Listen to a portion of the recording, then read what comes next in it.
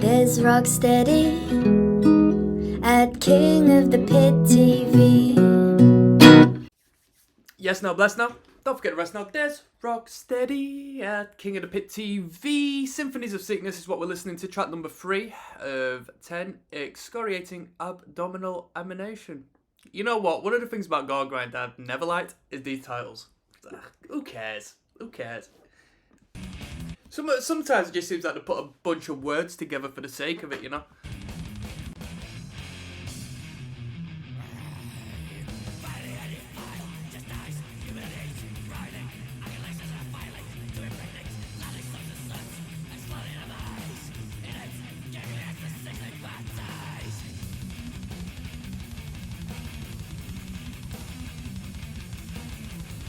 A lot of this record has been surprisingly slower tempo. I thought we'd just balls to the wall noise, but there's quite a lot of mid-pace chugging along.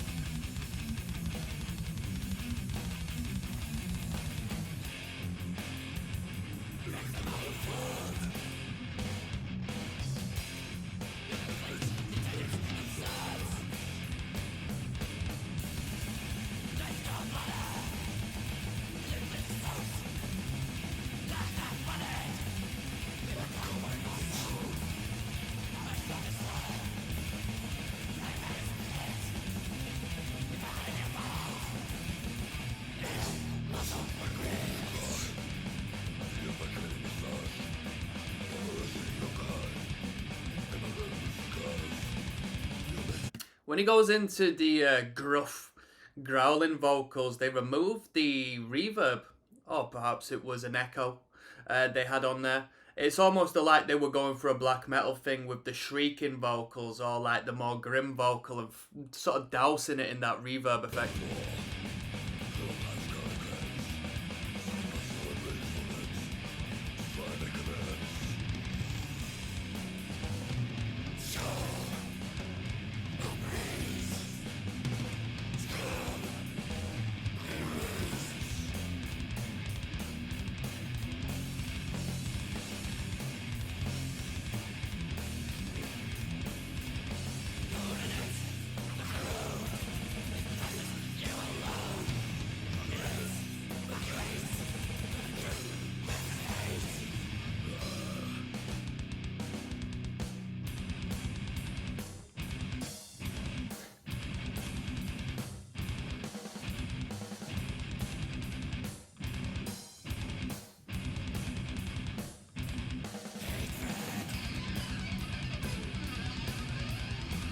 Ooh.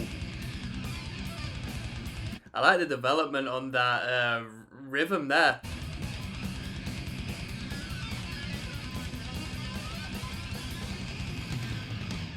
Come on.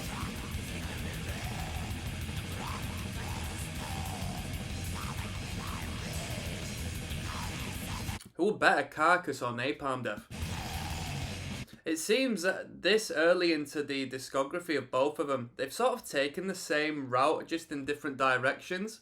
So they've, started to add more substance to their records and, in a way, mature. Although they were both pioneering their own sound, they chose to add more depth and structure to their music.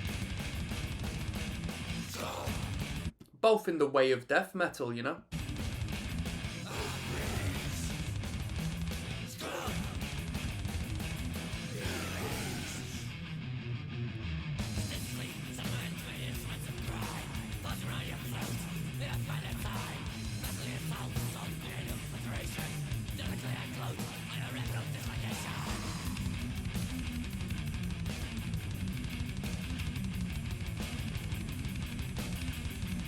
The Carcass merchandise, don't get me wrong, it's still a rip-off, but it's cheaper than some of the acts we've seen in the past.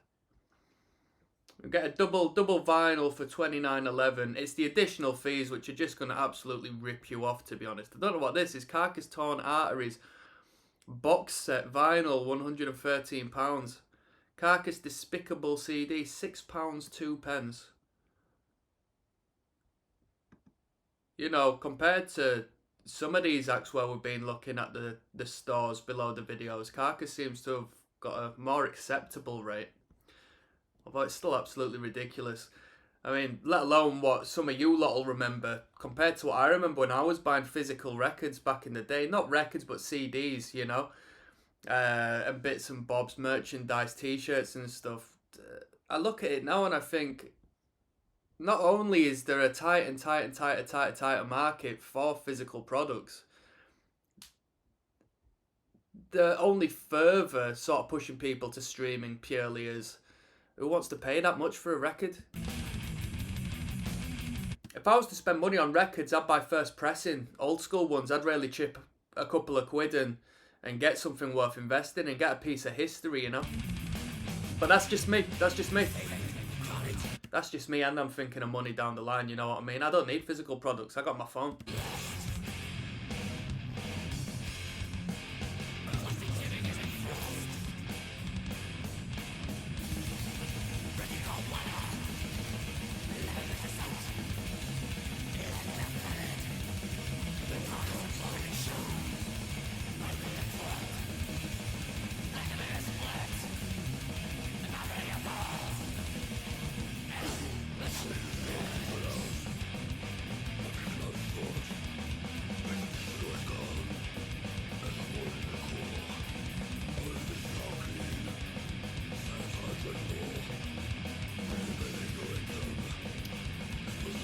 Although the vocals tend to generally be quite grotesque, he does have a good variation.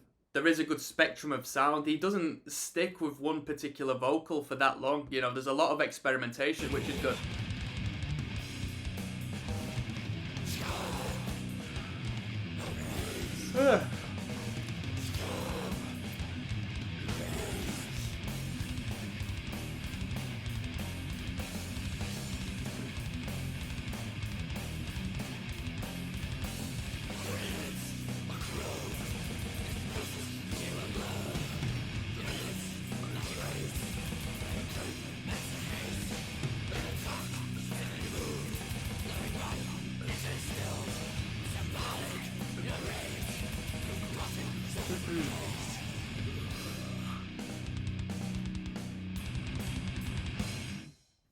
Cool, nice little revisit to that last riff there at the end. That was Excoriating, Abdominal, Emanation, aka EAE.